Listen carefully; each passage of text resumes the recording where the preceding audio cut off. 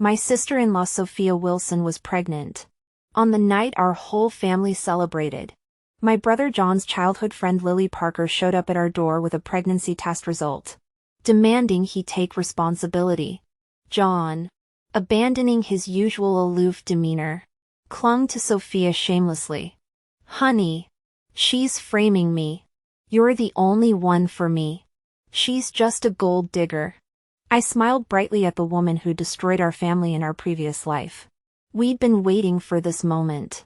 During dinner, Sophia announced her pregnancy. John froze. Mom cried. Dad laughed. I finally exhaled. We'd made it.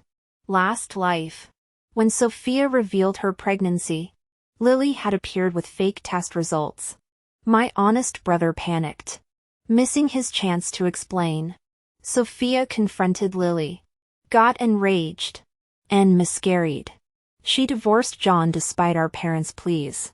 John spiraled into mental illness, eventually marrying Lily under pressure. Lily revealed her true colors after the wedding: no pregnancy, just greed for our soon-to-be demolished home. She vanished with the compensation money.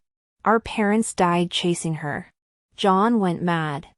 I died of cancer alone in the snow. This time, we celebrated carefully. Since our rebirth, we'd meticulously recreated our previous timeline. Sophia remained blissfully unaware, the only non-reincarnated family member. On our first reborn day, John declared, "We'll treat Sophia right. No one hurts her." Parents nodded eagerly. I rolled my eyes. They died too early last life to know Sophia's secret. She's an undercover billionaire heiress who married John for his kindness.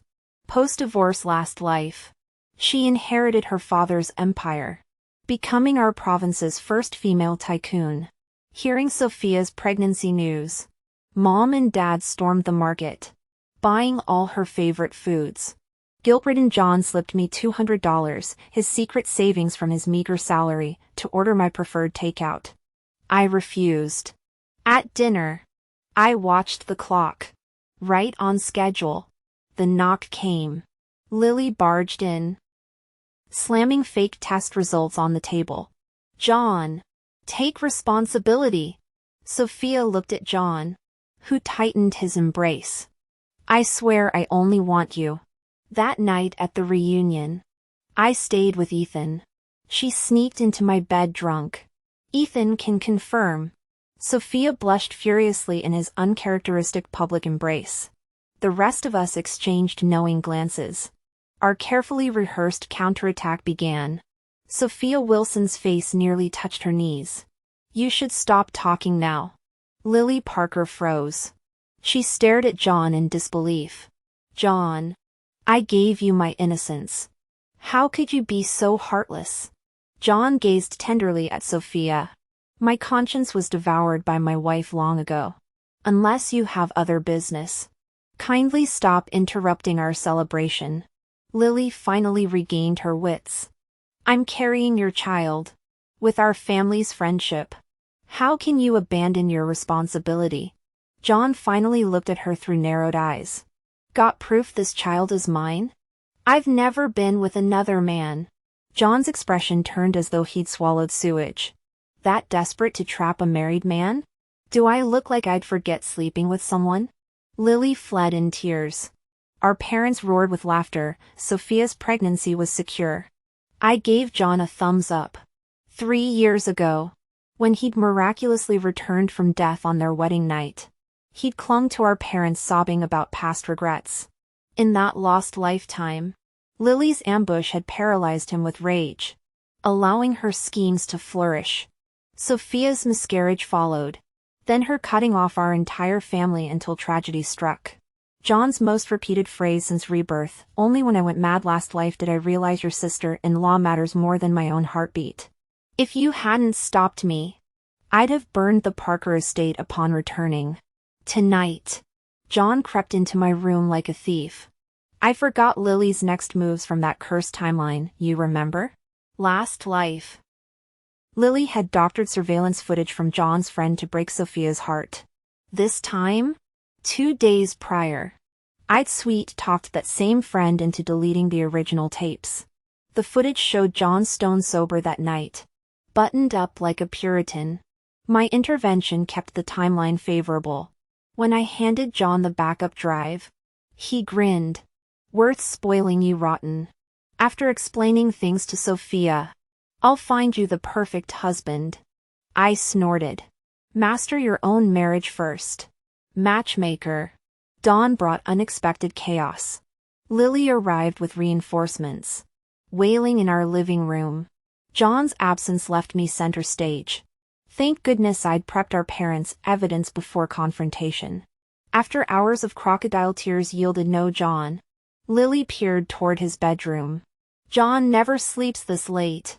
They say marrying poorly ruins generations." I chuckled. "He used to rise early from cold sheets. Now Sophia keeps him warm." Lily's lip trembled. "I've only shared John's bed once. How would I know that warmth?" "Ah yes." I nodded. "Your legendary 60-second encounter." "It was all night." Lily shrieked. Her parents interjected, "Vivien, our Lily would never lie. If not for that drunken night." As Mom gritted her teeth and Dad cracked knuckles, I resisted slamming the drive on the table. If Lily's so desirable, why chase my brother's leftovers? What's your real game? As I spoke, I stared intently at Lily. Sure enough, I caught a fleeting glimpse of guilt in her eyes before it vanished. What else could I want from him? The deed is done, shouldn't he take responsibility? I maintained silent eye contact until she squirmed uncomfortably. My mother finally intervened. "We're reasonable people. If you insist this is our family's grandchild, Vivien, accompany her for comprehensive medical tests. If she's truly pregnant, we'll assume responsibility." Lily's face lit up. "Great. You'll come with me, Vivien. Make sure you tell the truth afterward." I nearly snorted. Did she still think me the naive fool who'd once trailed after her calling sister-in-law? Of all my regrets across 2 lifetimes, obeying this scheming woman's every whim topped the list. Memories surfaced, like when Lily convinced teenage me to hit her near John's tutoring center. My featherlight tap had sent her sprawling onto the pavement, wailing theatrically. John rushed her to the hospital, later forbidding me from associating with her. Yet I'd kept falling for her manipulations until John distanced himself and married Sophia. Years later, after our family's ruin, I'd tailed Lily and discovered her long game. She'd always despised John, mocking him as dull-witted eye candy barely worthy of being my backup plan. At the hospital, Lily tried ditching me. I pretended to leave but lingered by the door. Emerging triumphant, she thrust test results at me. "See for yourself." I scanned the document, slightly elevated HCG levels. 0 conclusive pregnancy evidence. Pocketing the paper, I headed toward ultrasound. Lily grabbed my arm. "Where are you going?" "Ultrasound suite. You're due for your 12-week NT scan." She recoiled as if scalded. "Are you insane? Vivien, have you lost your mind? You've never even been pregnant." I gazed past her shoulder. "John, how's Sophia's checkup? How many weeks along?" Lily whirled to see John tenderly guiding his glowing wife. "She's pregnant? John Wilson. How dare you impregnate her?" The bustling obstetrics wing fell silent. Dozens of eyes judging. Unfazed, John pressed a kiss to Sophia's temple. "Sweetheart, ignore whatever nonsense you hear. Every inch of me belongs to you." Sophia dimpled. "Need help?" "Just stand there looking beautiful." Lily's enraged shriek pierced the air. "John," rolling up sleeves to reveal gym-toned muscles. John drawled. "While I'm flattered you think me irresistible, even my looks don't magically impregnate strangers. Especially with my wife present, how low will you sink?" I glimpsed Sophia's blush. John continued. "Produce DNA evidence this is mine, and I'll let my wife kick me out myself." Lily spluttered incoherently until Sophia interjected gently. We should preserve her dignity. Lily, I'll accompany you for amniocentesis whenever. No. Lily backed away wildly. You'll harm my baby. She fled, the crowd parting like the Red Sea. My brother John and I stared at each other in disbelief. Was this all it took to break them? I wasn't worried about Lily not coming around though. The official demolition notice for our family property would arrive within a month. How did Lily know? Her uncle worked at the municipal office and tipped her off about the impending policy change. The compensation package included 3 downtown apartments and cash settlement. One of those units would later multiply in value by dozens of times.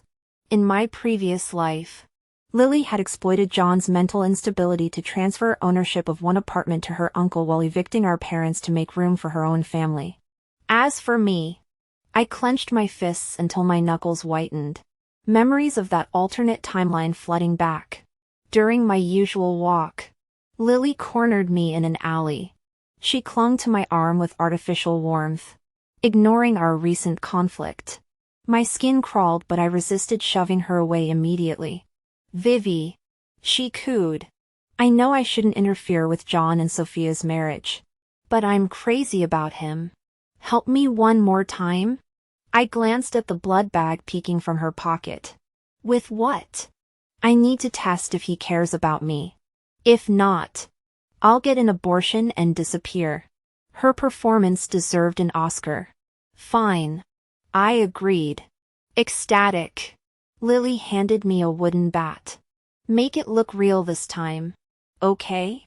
Not like last week's weak slap. Feigning reluctance. I protested. What if I hurt you? Just aim for fleshy areas. Even if you slip up, I won't press charges. There it was, the verbal contract I needed. Maybe if you turn around? I can't swing properly while seeing your face. Eager for her staged miscarriage, Lily immediately faced the brick wall. Through peripheral vision, I spotted John and Sophia across the street. My sister-in-law was nibbling street vendor snacks while John playfully confiscated her bubble tea, tossing it after one sip. What a waste. Sophia simply laughed, devouring her sausage skewer as John affectionately pinched her cheek. Lily grew impatient. Hurry up. Right away. I hefted the bat as my targets began crossing the road. With calculated force, I swung at her hip pocket. The impact triggered visceral memories: John's mental collapse after their divorce, Parker relatives blasting loudspeakers about irresponsible pregnancy, the stolen household registry used for forced marriage registration, my parents' funeral arrangements done alone, then finding Lily's goons waiting in my ransacked home, the chemical burn of chloroform, waking in damp darkness, the auctions, the cages. My grip tightened. The bat became an extension of primal rage, each strike channeling lifetimes of stolen justice. Would met flesh with satisfying thuds until John's shout pierced the red mist. Vivien. Stop. Lily lay curled on concrete, clutching her head with one blood-stained leg. I dropped the bat dramatically, embracing her while fake sobbing. I told you I couldn't control my strength. Look. I even ruptured your prop blood pack. When Vivien mentioned the blood bag, Lily winced in pain and retorted. What blood bag? Didn't you say you wanted to beat me until I miscarried? Bystanders gathered around, criticizing Vivien for her apparent cruelty.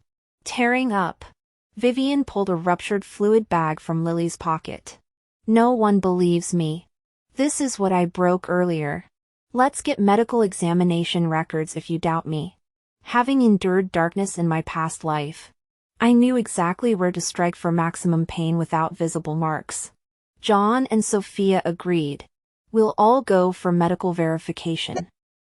Lily had planned this spectacle for John's benefit, hoping to frame Vivien for causing a miscarriage.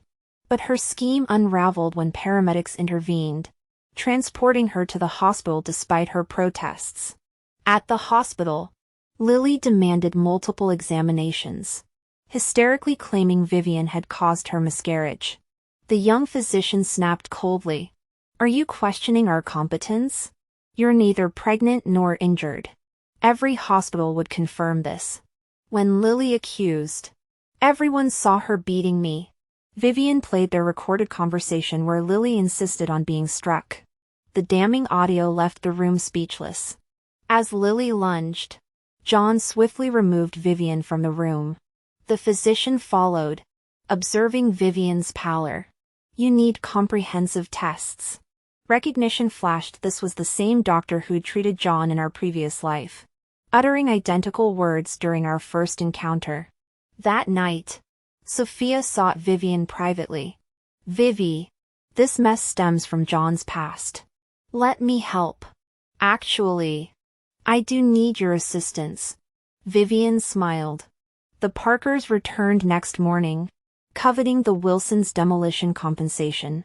My parents finally unleashed 5 years' worth of pent-up fury, driving the Parkers away. Their midnight conversations about past failures and Dad's sleepwalking knife incident revealed how deeply our previous tragedy haunted them.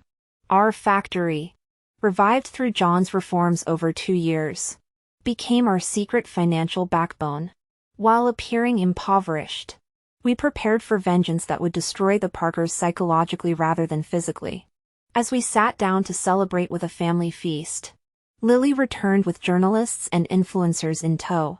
Cameras flooded our home until John shielded Sophia upstairs, his movements rehearsed through lifetimes of confrontation. After Sophia Wilson locked the door behind us, John stepped in front of me and smashed Lily's phone.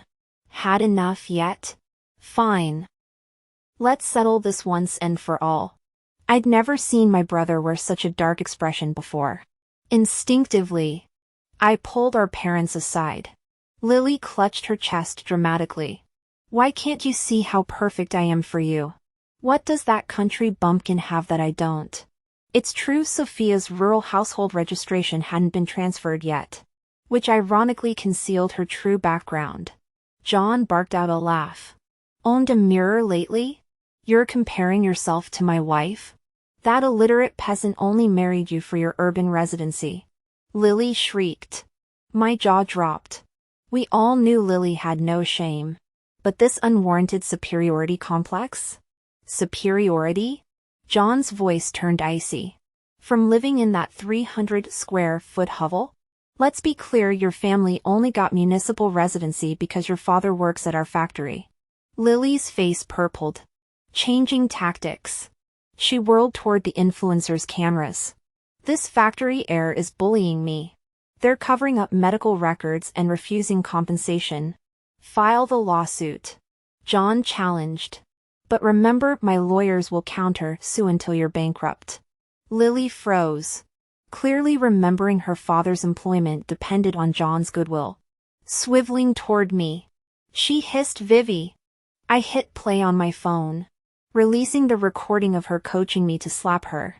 The influencers leaned forward like bloodhounds catching scent. Tears welled in my eyes. Why frame me? You begged me to stage this. Without this recording, I let the implication hang. Lily panicked as I pressed. Is this about funding your brother's wedding? The one with the phony extravagance last time? The Parker family's grand wedding after my kidnapping escape had revealed their true agenda, draining our family's wealth. Don't you dare! Lily sputtered. My brother's an honor student. Expelled in 9th grade for dealing drugs? I countered. The remaining journalists, secretly arranged by Sophia, captured every word. Dawn brought Lily pounding our door. I'd waited hours in my robe for this. Peeking through the security chain, I yawned. Yes? You ruined everything. Lily's bloodshot eyes bulged as she shoved against the door. When she tried reaching through the gap, I leaned casually against the metal frame. Her scream as fingers caught in the door brought back memories of my own severed digits in that previous life. Sophia emerged just as John's bedroom door opened. I released pressure, watching dispassionately as Lily cradled her hand, mere fractions of the pain she'd inflicted. Lily Parker stormed off in tears, cursing under her breath. I yawned. I'm going to catch some sleep. Lily had planned to expose the Wilson family through internet influencers. attempting to frame us. Meanwhile, I provided evidence of her slander to reputable TV journalists. Overnight, public opinion shifted dramatically online. Our family suddenly became the nation's sympathy darlings. Despite Lily's repeated provocations, John and his wife Sophia grew closer than ever, eager to help with family troubles. Sophia immediately contacted TV journalists when I suggested it. John later questioned how I'd connected with local news. I smiled mysteriously. Your little sisters lived 2 lifetimes. You think I can't handle this? He never asked again. The day demolition documents arrived, our whole street celebrated. That night, $200, 000 cash Mom had withdrawn for worker bonuses vanished. We called the police immediately. The case was solved quickly and neighbors' dashcam footage showed Lily and her brother stealing the money under cover of darkness. Caught red-handed, they confessed to taking the $200,000. But we'd actually lost $500,000 total, including $300,000 from Dad's business partner. The police raided the Parker family home that night. Officers found the Parkers counting the remaining $300,000 in their living room. When handcuffed, the elderly Parkers still tried grabbing fistfuls of cash, screaming it was theirs. The entire Parker family got arrested for burglary. Lily received 8 years. Her relatives 3 each. Visiting Lily in prison later, I found her heavier with hatred burning in her eyes.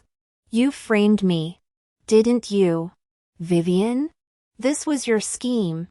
I dodged her question. Prison life seems comfortable. Let's hope you look more miserable next time. She snarled. I'll haunt you from the grave. Vivien. We'll discuss that when you're dead. I shrugged.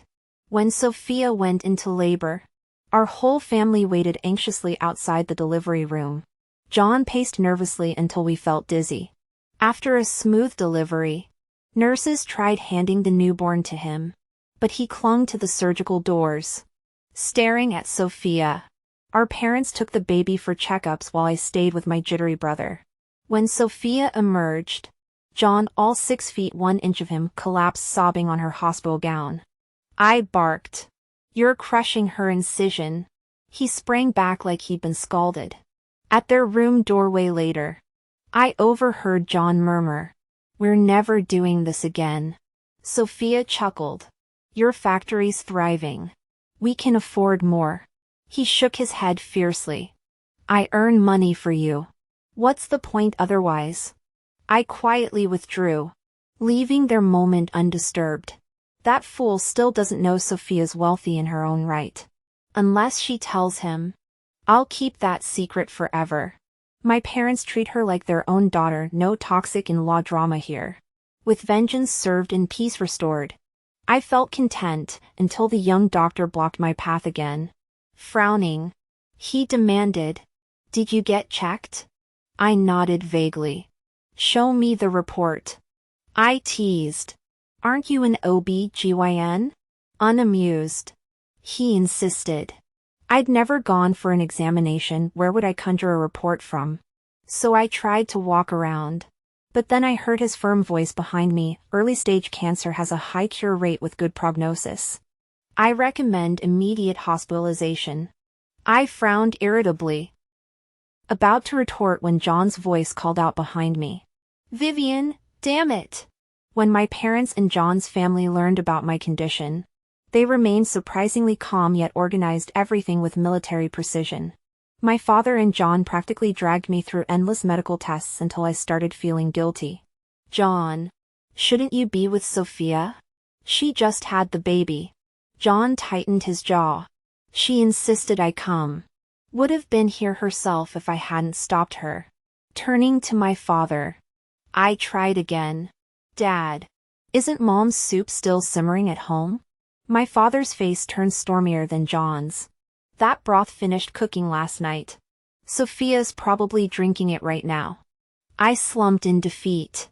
You're all acting like I actually have cancer. Both men shot me icy glares. The results came back early-stage renal carcinoma.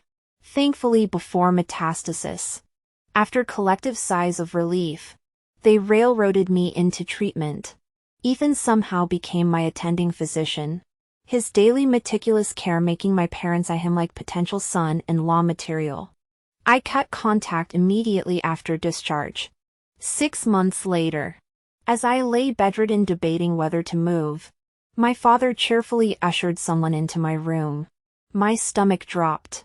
"Vivien, Ethan came specifically to see you," my traitorous father announced, shutting the door on us without mercy. After prolonged internal struggle, I finally sat up, finger combing my hair. He'd seen me at my worst during hospitalization anyway. Ethan chuckled, ruffling my freshly arranged locks. "How are you holding up?" "Surviving," though my prolonged bed rest had added some padding. His eyes crinkled. "Want to go somewhere?" Hard pass. After dealing with Lily's family drama, anywhere beyond my bed felt like another continent. "Trust me. You'll like it." I studied him seriously. "Ethan, how did you know about my cancer before anyone else? Maybe from our past life?" Goosebumps rose as I eyed him warily.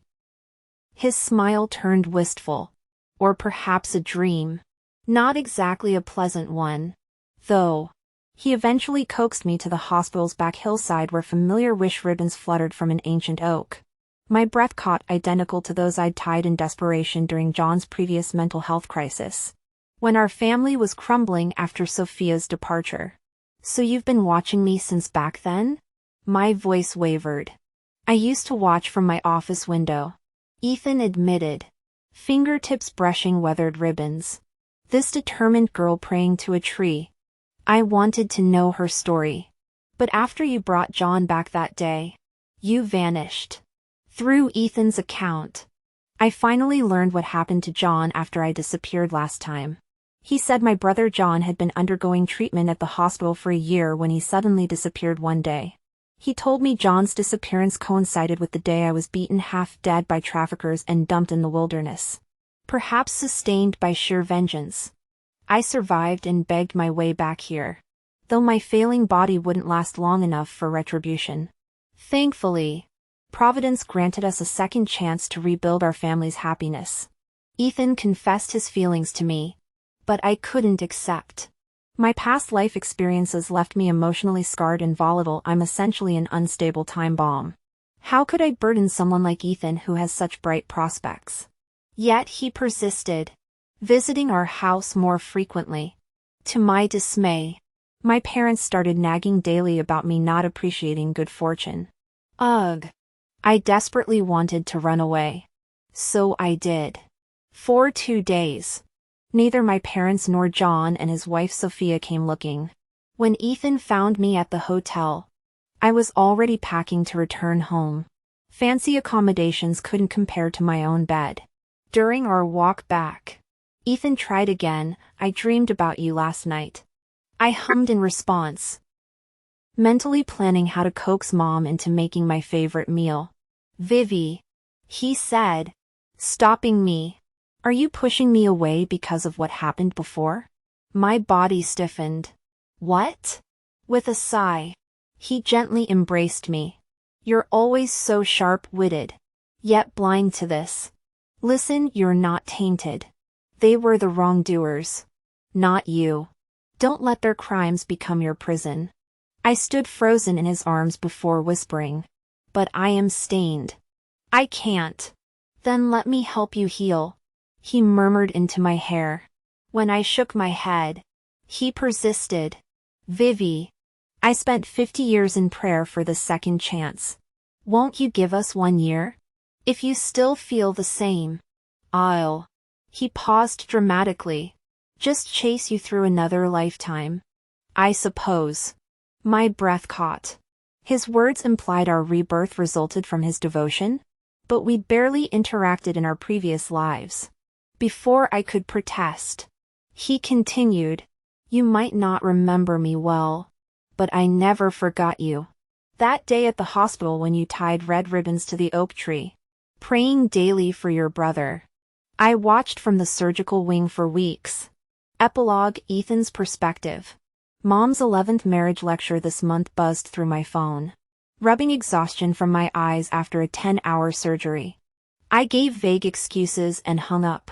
Through the hospital window, I spotted her again, the woman who'd haunted the back hill every afternoon, now tying scarlet ribbons to an oak branch. Over 6 years here, I'd never seen anyone make such vivid prayers. She returned daily until the barren tree limb blazed crimson. That Thursday during rounds, I found her in room 307. "John, if you keep refusing treatment," her voice broke as she collected the medical equipment her brother had thrown. Though gaunt and pale herself, she patiently reassembled the four-stand.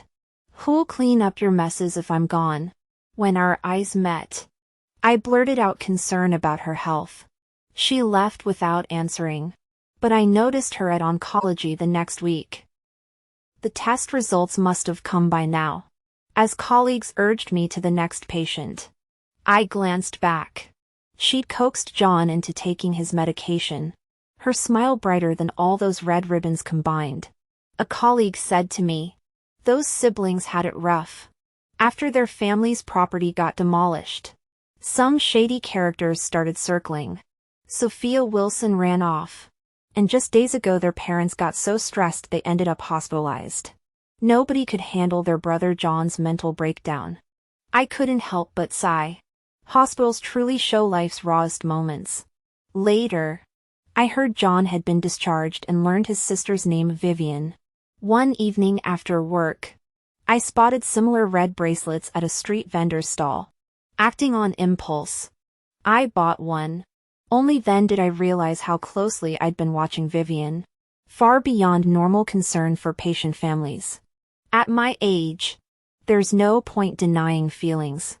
Every morning since, I'd tie a red ribbon around that tree before shifts. When I saw Vivien again, she looked worse than before. As I moved to greet her, the white morning flower in her hair froze me mid-step.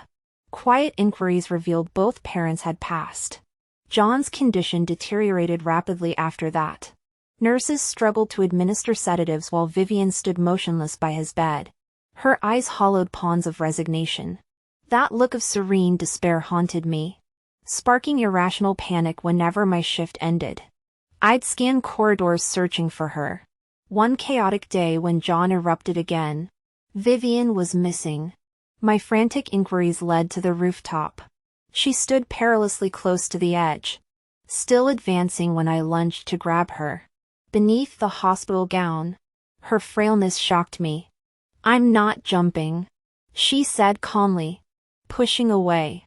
"Just needed air." "I could use some too," I replied, staying nearby. She glanced over but stayed silent. We fell into rooftop meetings after that.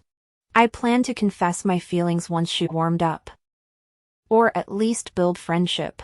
But catastrophe struck suddenly. After our last rooftop talk, Vivien vanished. John remained hospitalized until funds dried up. She never returned.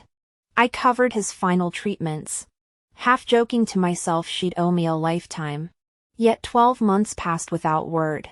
The winter day colleagues panicked about John's disappearance lives in nightmares. Police reports filed. I retraced routes to Vivien's old home. Snow swirled violently when faint murmurs from an alley stopped me. There, beneath cardboard shelters, 2 figures sat embraced. John's frost-whitened lips still curved protectively around Vivien's form. Her hospital gown draped skeletal limbs mottled with unthinkable injuries.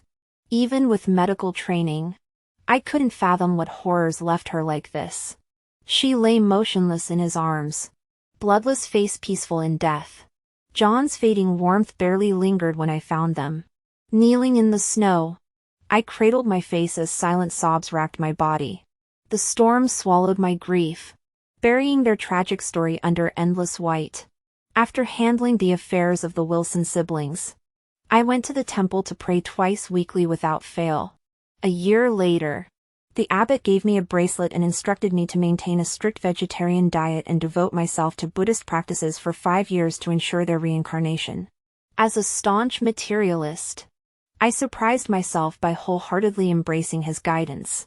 Would 50 years of devotion grant Sophia's entire family another chance? I asked, my voice trembling with greed-fueled desperation. The fear of losing Vivien in the next life overwhelmed my principles. The abbot simply replied, "Sincerity manifests miracles. How else would you know unless you try?" For half a century, I kept my vows, remaining unmarried while building my medical career, the bracelet never leaving my wrist. On my deathbed 50 years later, I opened my eyes to find myself transported back through time. Though yearning consumed me, I resisted rushing to her. Our reunion came unexpectedly at the hospital where she worked. My breath caught seeing her radiant smile, untouched by past tragedies. When Sophia Wilson went into labor with her second child, I watched Vivien from across the corridor, her anxious pacing mirroring my hammering heartbeat. Early-stage cancer has excellent treatment outcomes with prompt care, I blurted when John Wilson appeared, my voice cracking with decades of suppressed emotion. Her startled recognition confirmed she remembered our shared past life, though her family compelled her to undergo treatment with me as her oncologist. Vivien resisted my courtship attempts. My research into her background revealed the horrific truth: she'd escaped human traffickers. An experience that left her convinced of her unworthiness. "You're the purest soul I've ever known," I insisted during countless coffee shop encounters. After a year of patiently dismantling her defenses with psychological techniques I'd specially studied, she finally agreed to date me. Our wedding bells rang 2 years later. By the third anniversary, we were cradling our newborn daughter. The Parker family drama unfolded simultaneously. Sophia's wealthy parents reappeared, tearfully reconciling with their daughter who'd eloped with John Wilson decades prior. Rushing into love rarely ends well, Vivien mused as we watched the emotional reunion. Last lifetime she lost that gamble. I nuzzled her neck, whispering I'd have welcomed your recklessness if it meant finding you sooner. She glared. "Stop gloating. You got everything you wanted, Vivi." I smiled, holding her close. "In any lifetime, choosing me will always be your winning hand."